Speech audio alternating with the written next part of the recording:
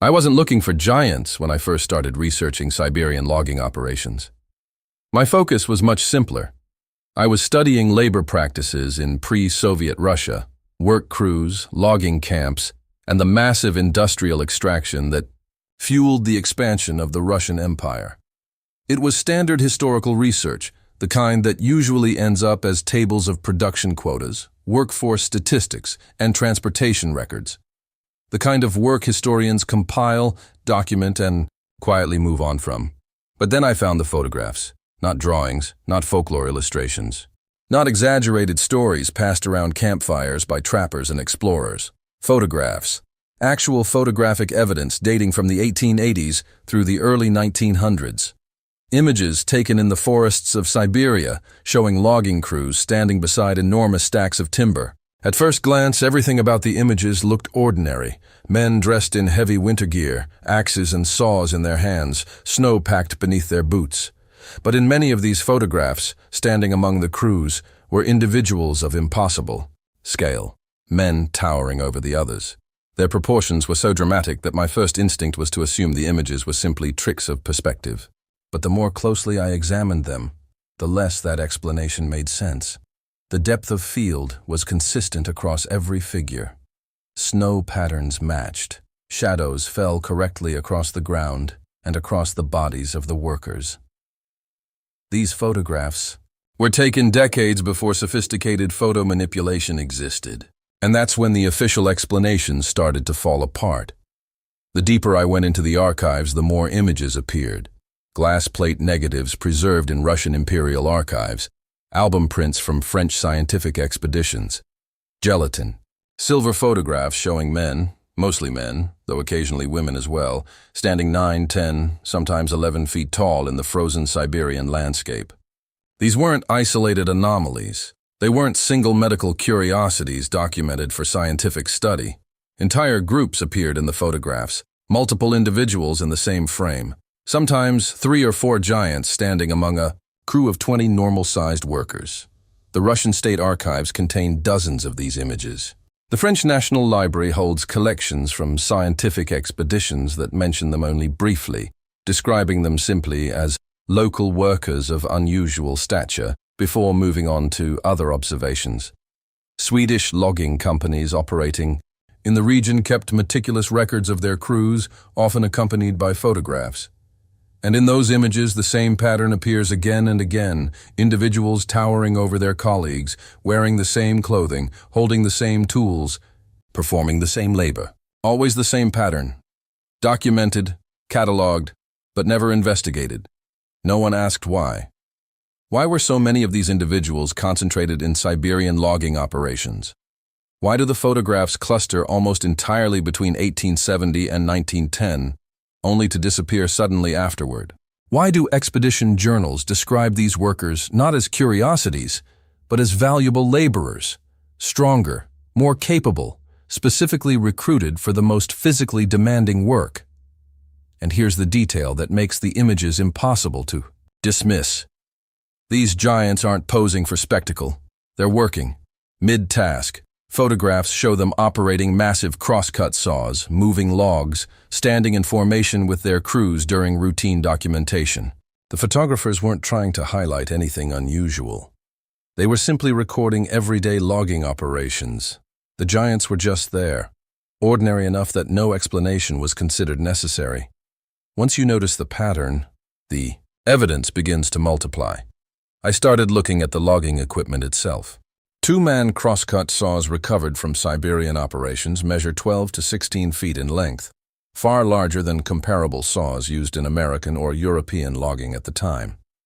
The standard explanation is that these tools were designed for exceptionally large Siberian timber, but Siberian trees, while massive, are not proportionally larger than the old-growth forests of North America or Scandinavia, regions where significantly smaller saws were used. Unless the men operating them weren't standard size. The handles themselves tell a story. On several surviving tools preserved in museums and rural salvage yards, the grip spacing measures 40 to 50 inches apart. For an average-sized worker, That spacing would require fully extended arms, eliminating mechanical advantage and making the saw extremely inefficient. But for someone 9 feet tall with proportional arm length, the spacing would be perfectly natural. Then there are the sleds. Massive timber sleds occasionally discovered in remote regions of Siberia, some still partially buried in permafrost. These aren't transport sleds used for moving finished lumber. They are field sleds designed to drag freshly cut logs from cutting sites to staging areas. Their construction matches standard logging sleds in every detail, except scale. They are nearly twice the size. The pulling harnesses measure roughly 7 feet from shoulder mount to load attachment. Their structural strength suggests loads heavy enough to require teams of horses or several exceptionally powerful men. Yet many museums display these artifacts as ceremonial sleds or parade equipment, despite the obvious wear patterns and the fact that they are found deep within working forest regions, dozens of miles from any settlement large enough to host a parade. But it isn't just the tools, it's the camps themselves. Abandoned logging camps scattered throughout the Siberian taiga contain architectural anomalies that mirror the same pattern. Doorways standing 10 to 12 feet tall, sleeping platforms raised 3 feet off the ground, tables and benches positioned at heights that would leave an average man's feet dangling. And this isn't found in one location, it appears in dozens of camps. Historical records describe these camps as temporary structures built quickly as logging operations moved through the forest. Yet they consistently feature oversized proportions. Why would workers in brutal Siberian conditions waste time and lumber constructing buildings larger than necessary?